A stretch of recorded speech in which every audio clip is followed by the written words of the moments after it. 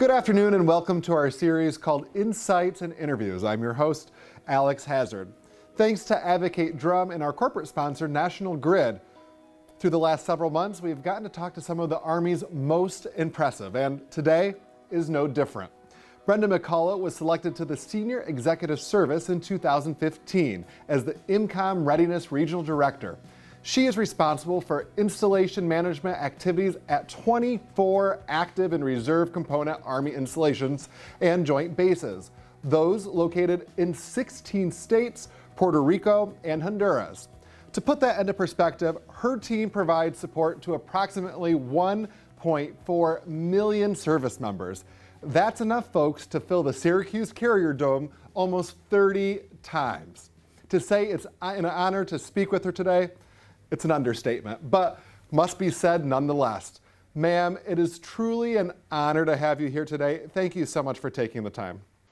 No, really, thank you, Alex. I always enjoy the opportunity to talk about the Army and the service that I have the privilege of giving to my country through the Installation Management Command.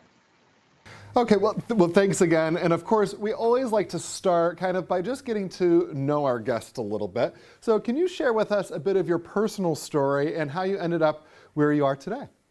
I'd love to do that. So I started my career, oh so very long ago, as a customer service clerk, actually, in Stuttgart, Germany. And from there, I was able to develop the skill sets and get the opportunities to learn everything there is to do on an Army installation. I did 16 years of my background in the family, morale, welfare, and recreation area, which provides childcare, fitness centers, all kinds of wonderful recreation opportunities, as well as opportunities to help families and soldiers when it comes to resiliency. After that, I had the opportunity to then work in other areas of installation management, such as engineering, program analysis, and then I was promoted to other leadership roles and had the opportunity to continue my career in varying commands. I even got to work in Korea for a while. But I always enjoy coming back to the Installation Management Command because taking care of soldiers and families has always been a passion of mine. Well, as the IMCOM Readiness Regional Director, how do you see our installation challenges differing from your training and sustainment peers who focus more on the training-based installations or the Army depots and arsenals? So we designed our directorates to functionally align with the Army major commands, except for Futures Command, which doesn't have senior commanders in the field. So we did this to use the demographic peculiarities of a different installation. For example, by and large, FORSCOM garrisons, which is primarily what I support, have large formations of soldiers with families who deploy with their equipment very often. TRADOC installations are heavy with transient troops without families, and the depots and arsenals from IMCOM sustainment are civilian heavy. So we are aligned functionally, which makes it easier for us to have a common operating picture whenever we're providing support. So this structure allows IMCOM Readiness to deliver integrated teams of people and capabilities, providing reliable and agile sustainment that supports strategic power projection and installation soldier, family, and civilian readiness. Well, in February, Army Chief of Staff General James McCullough said that the Army may, due to fiscal pressures, continue to cut end strength. As part of that effort, he asked the audience, do you want a big stick or do you want a sharp stick? He said that he believes in a sharp stick. So what does this mean for your installations and what should folks be looking at here? So it really means that we're going to do things smarter and more efficiently, right? So the IMCOM mindset is to transition to the Army of the future by divesting of those services with low return on investment, as well as playing to our strengths. So we learned a lot as we went through the COVID situation.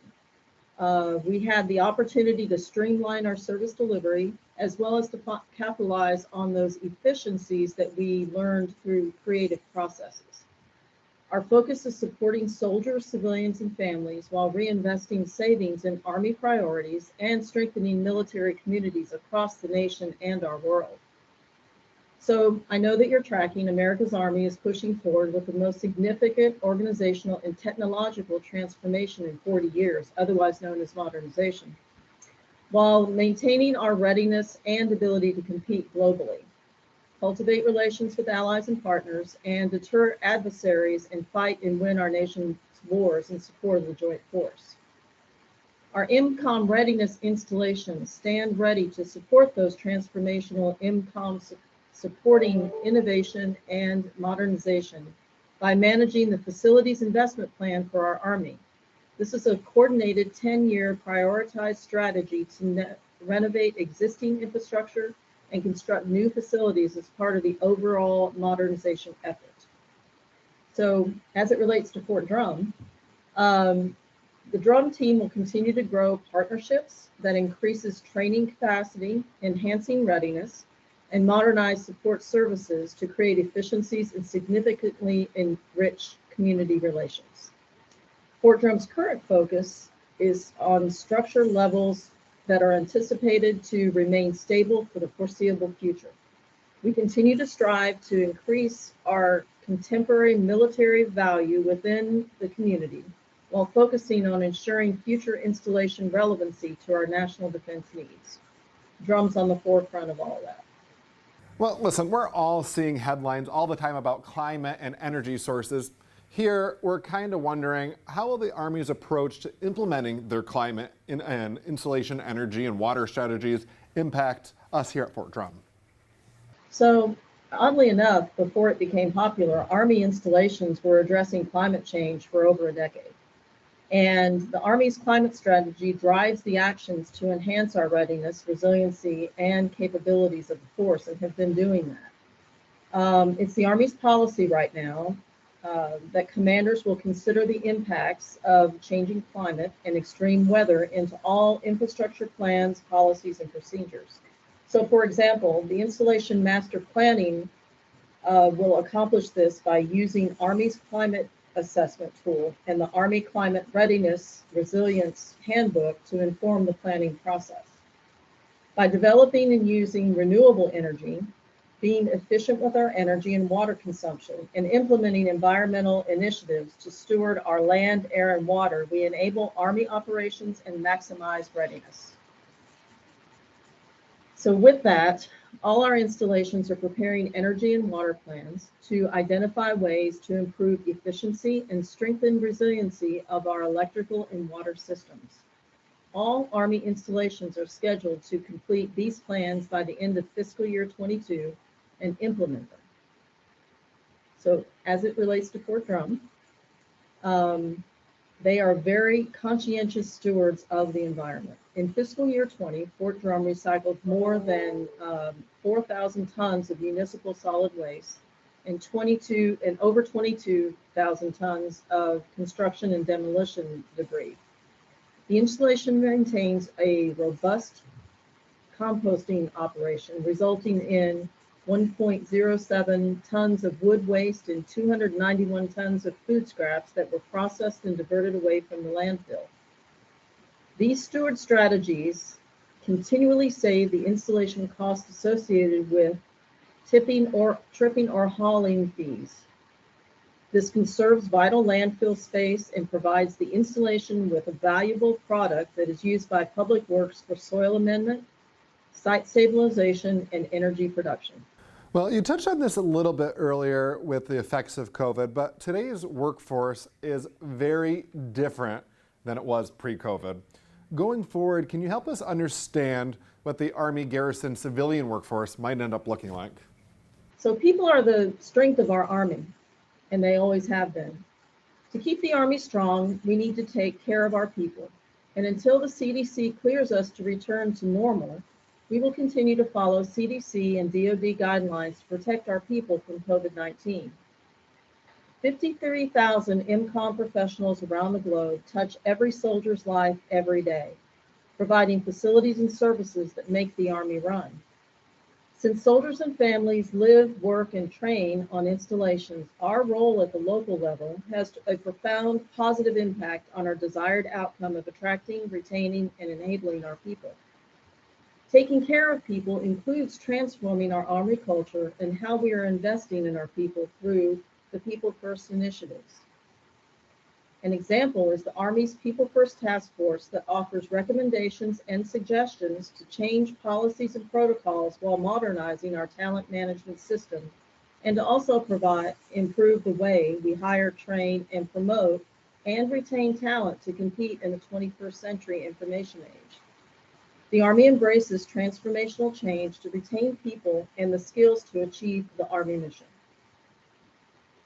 Well, as you know, formal leadership assessment of commanders is becoming more common earlier in their tour of duty as well as at the conclusion. Installation civilian leaders are career employees. When it comes to eliminating toxic leadership, creating a respectful culture, and sustaining a healthy workplace environment, how do you, as the regional director, know how effectively these managers are performing? Well, first of all, I tend to go out to the garrisons quite often, and so I get to see it firsthand it's very easy to know when you have a positive culture or not. But what really helps us is the fact that we embrace a concept at IMCOM called the Service Culture Campaign, which emphasizes engaged and caring leaders, remaining connected, and treating everyone with dignity and respect. And that shows in the way that our people provide the services across all of our installations. Obviously, base operations vary from one post to another, specifically for in-house versus contract operations. So how does Fort Drum fit in the mix here? Very well, actually. So partnerships are necessary to ensure our strategic power projection capabilities and that they remain effective and ready. This includes regional and local partnerships that transcend the fence line and make a difference every day to IMCOM and our Army. Fort Drum is a major customer for the construction companies and suppliers of goods and services in New York. For example, in fiscal year 2020, the Mission and Installation Contracting Command at Fort Drum awarded construction contracts in excess of $1 million and supply and service contracts worth over $11 million to companies located in the Tri-County area. Our partnerships are important to us. The Army is shifting from brigade combat team-centric warfighting to the division as the central war fighting formation. This is in preparation for full-scale combat. How are installations changing to support this training? IMCOM is looking into developing ranges that support increased distances and power of future weapons. We are also part of the stationing package process the Army uses to make decisions on implementing force structure and force structure changes. The Army is evolving toward new multi-domain operations doctrine where IMCOM is a major player in the strategic support area, along with other elements of the Army Materiel Command. The strategic support area is where the Army builds combat power, sustains operations from, and rapidly projects capabilities into support close and deep area of the fight. So as we know, the Installation Management Command is now a supporting element to the Army Materiel Command. How has this changed on the installation management end?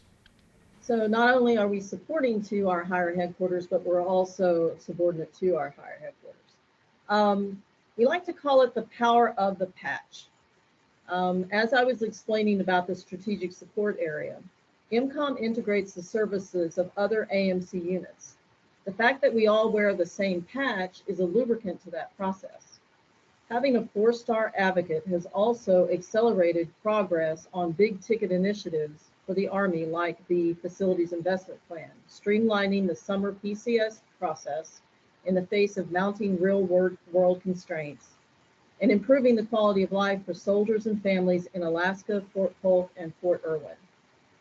The realignment consolidated these base operations and other similar support functions under one command and leveraged the Army's existing expertise in logistics, sustainment, and services. This allows the Army to operate as efficiently as possible and ensure the prioritization of resources to readiness and modernization. So all in all, it's been a good move. Well, ending here on a personal note, you've been to Fort Drum a number of times. How does it compare to other installations, and how would you contrast our community relative to the others? So I do have 24 installations, and so I don't like to compare them openly. They are all unique. You can say you could say we're your favorite. It's fine. We know it already. That's why I asked the question.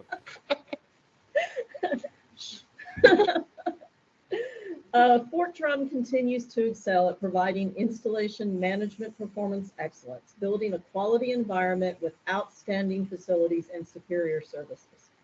The installation workforce serves the most deployed division in the United States Army, the 10th Mountain Division, and it shows through our history of excellence in individual innovation, dedication to efficiency, effectiveness, and customer service. Fort Drum is a proud part of what makes the North Country a great place to live and work, and is fortunate to receive phenomenal support from its North Country neighbors. Well, I can't thank you enough for being here today. I know that you've got a busy schedule with 24 installations you're looking over, so to say we appreciate you here today is not enough, but we'll end on that note and just thank you again. And of course, we want to thank also our sponsors, National Grid and Advocate Drum. And thank you so much for your support to Fort Drum and our Army.